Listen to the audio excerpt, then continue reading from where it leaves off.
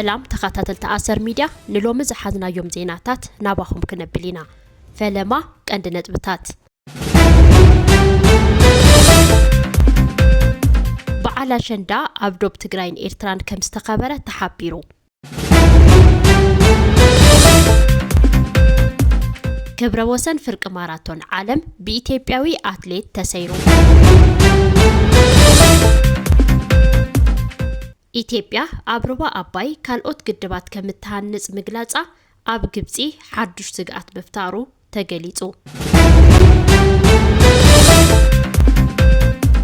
ፓርላማ ሶማሊያ ደገፍቲ ግብጽን ቱርክን በመኻን ናብ ክልተ ከምስተመቀለ ተሓቢሩ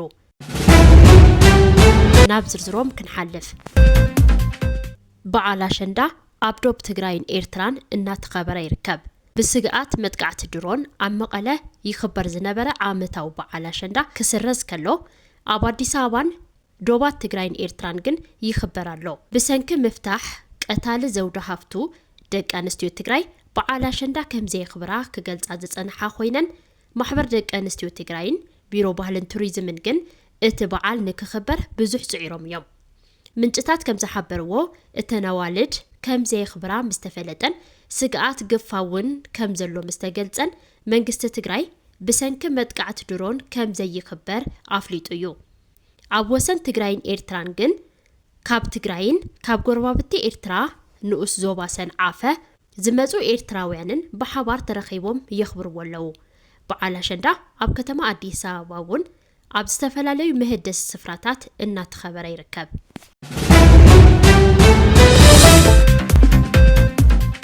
كبر وسن فرق ماراثون عالم بإثيوبياوي أتليت تسيرو عبلاي دك أنستيو وددر دما إثيوبياوي أتليت فوتين تسفاي نترحقت بحادة ساعاتن 03 دقيقان 57 سكندن ساعات بمودة بالعلوينت أشنفا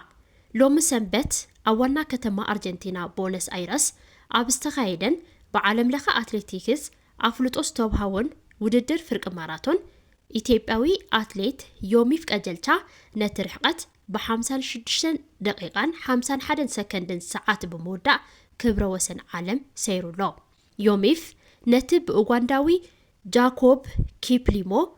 ኣብ ፖርቹጋል ከተማ ሊዝበን ተመዝጊቡ ዝነበረ ክብረ ወሰን ብ29 ሰከንድ ኣመሓይሽወሎ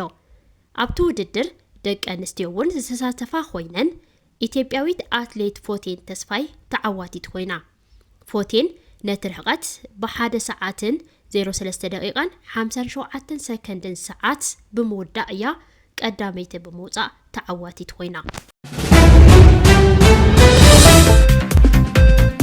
ኢትዮጵያ አብሮባ አባይ ካልኦት ግድባት ከምትሃንጽ ምግላጻ ኣብ ግብጺ ሓዱሽ ስግኣት መፍጣሩ ተገሊጹ ኢትዮጵያ ብዛዕባ ዓብይ ግድብ ህዳሴ ኢትዮጵያን ኣጠቃቅማ ሩባ አባይን ዘለዋ መርገጺ ብግብጺ ልዑል ተቃውሞ ገጢምወሎ ኢትዮጵያ ድማ ኣብ ሩባ አባይ ዘለዋ ኣጠቃቅማ ኣብ ልዕላዊ መሰላን መትከል ሓበራዊ ረብሓታትን ዝተመስረተ ምዃኑ ተረጋገጽ ሩባ አባይ ኣብ ክፍለ ዓለም ኣፍሪቃ እቲ ዝነውሐ ሩባ ኮይኑ ብ11 ሃገራት ኣቢሉ ብምሕላፍ ብግብጺ ኣቢሉ ናብ ሜዲትራንያን ባሕሪ ይውሕዝ ኣብ መንጎ ኢትዮጵያን ግብጽን ኣብ ልዕሊ እቲ ብኢትዮጵያ ዝተሃነጸ ግድብ ዘሎ ዘይምስምማዕ ንልዕሊ 10 ዓመታት ዝቐጸለ እዩ እቲ ግድብ መጋቢት 2003 ተጀሚሩ ባቆሜን 2017 ከም ዝተመረቀ ይፍለጥ ግብጺ ንቀጻሊ ዝኾነት ሃገር ምስ ግብጺ ከይተሰማምዐት ኣብ ሩባ ግድብ ከይትግድብ ምግላጻ ስዒቡ ኢትዮጵያ ኣብ ሩባይ ዝሰርሑ ልምዓት ናይ ማንም ፍቃድ ኣይለየንን ክትብል ምላሽ ይባያ ምንጭታት ከም ዝገልጽዎ ድማ ኢትዮጵያ ካልኦ 3 ግድባት ኣብ ሩባ ከም እትግድብ ተፈሊጥሎ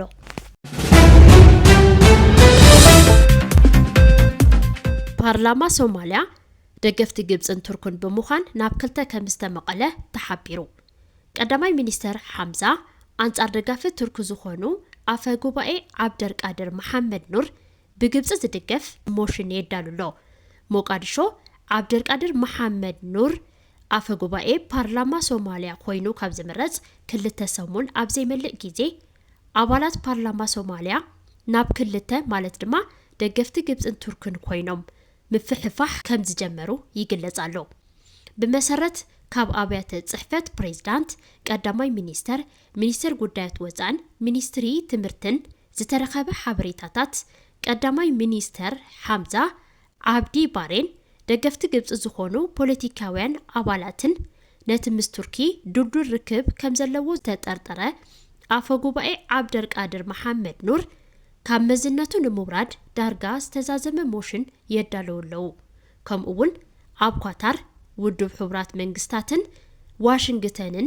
ዘለው አምባሳደራት ሶማሊያ ናይዚ ሞሽን ቀዳማይ ሚኒስተር ደገፍቲ ምዃኖም ተገሊጹሎ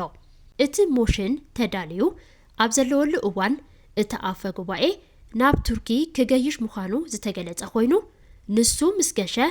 ምክትላት ኣፈ ጉባኤ እቲ ፓርላማ ነቲ ሞሽን ንምጽዳቅ ከም ዝተዳለው እቶም ሓበሬታታት ገሊጾም ኣብቲ ተግባር ዋና ሰበስልጣን እቲ ሃገር ኢዶም ከም ዘለዎ ዝገለጹ እቶም ምንጭታት ደጋፊ ግብጺ ተባሂሉ ዝግለጽ ቀዳማይ ሚኒስተር ሶማሊያ ቀንዲ መራሒ እቲ ምንቅስቃስ ምዃኑ ተገሊጹ